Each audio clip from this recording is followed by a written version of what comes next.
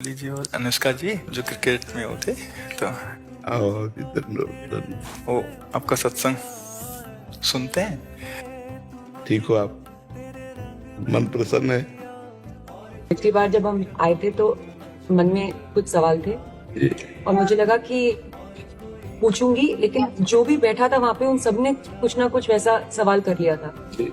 और जब मैं आपके पास आने का यहाँ पे हम बात कर रहे थे मनोज जी से, और फिर मैं आपसे मन ही मन बात कर रही थी कि कुछ जो सवाल मेरे आ रहे थे, अगले दिन मैं एकांतिक वार्तालाप खोलती थी और कोई ना कोई वो सवाल पूछ रहा होगा। श्री जी हो व्यवस्था कर देती है।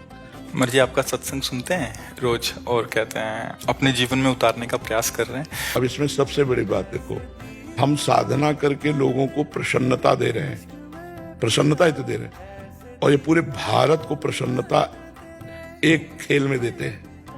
अगर ये विजयी हुए तो हमारे पूरे भारत में पटाखे छुटाए जाते हैं, पूरे भारत में आनंद मनाया जाता है। क्या इनकी साधना नहीं है? ये भी तो इनकी साधना है। यदि उसे भगवत प्रीत्यर्थ कर देते हैं तो इनके साथ पूरा भारत जुड़ा हुआ है। अगर ये विजय को प्राप्त होते हैं तो अब बच्चा बच्चा भारत का आनंदित हो जाता है। तो इनकी साधना है, ये अपने अभ्यास में रहें, और इनका यही भजन है कि अपने अभ्यास को पुष्ट करें। भले वो खेल है लेकिन पूरे भारत को आनंद प्राप्त होता है इनके विजयी होने पर।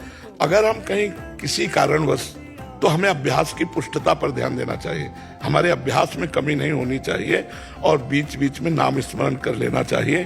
तो इनके लिए यही साधना है। ऐसा नहीं कि केवल परमात्मा की चंवर डुलाना ही सेवा होती है, अलग अलग सेवाएं होती है। तो इनको भगवान ने खेल सेवा दी है। अगर इस सेवा में प्रवीणता पूर्वक ये संसार को सुख पहुंचा रहे हैं और नाम जप कर रहे हैं तो ये भगवान की सेवा ही कर रहे हैं। मर्जी इसमें कभी तो एक सफलता मिलती है, कभी असफलता। हाँ, इसमें थोड़ा गंभीर रहना में और असफलता में हाँ, इसमें सुख दुखे समय कृत्वा लाभा लाभो जया जयो, भगवान ने इसीलिए कहा है।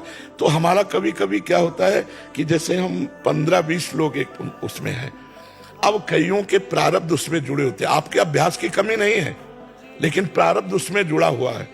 अब अगर उसमें अशुभ प्रारब्ध ज्यादा जुड़ गया, क्योंकि विजय उनकी भी होनी है ना, तो आपका अभ्यास फिट होने पर भी आपको हार जनित दुख देखना पड़ेगा। अब ये अभ्यास में बहुत प्रवीण है लेकिन इस बार प्रारब्ध है कि दुख भोगना है, तो आपको उनके संग के प्रभाव से, क्योंकि पूरा खेल एक से तो होगा नहीं, तो आपका किया हुआ अभ्यास भी फेल हो जाएगा। अभ्यास ही केवल नहीं है, उसमें प्रारब्ध भी है। असफलता में हमें कैसे रहना है? हमको उस समय भगवान का चिंतन करते हुए धैर्य रखना पड़ेगा। है बड़ा कठिन, क्योंकि असफलता में कोई धैर्य पूर्वक मुस्कुरा के निकल जाए, ये बहुत बड़ी बात है। क्योंकि जो सफलता में सम्मान मिलता है तो असफलता में सम्मान तो नहीं मिलता। मुझे बस आप मुझे प्रेम भक्ति दे दो बस। हाँ, ये तो और ऊंची बात है। कह रहे थे कि मैं कहाँ फंस गई।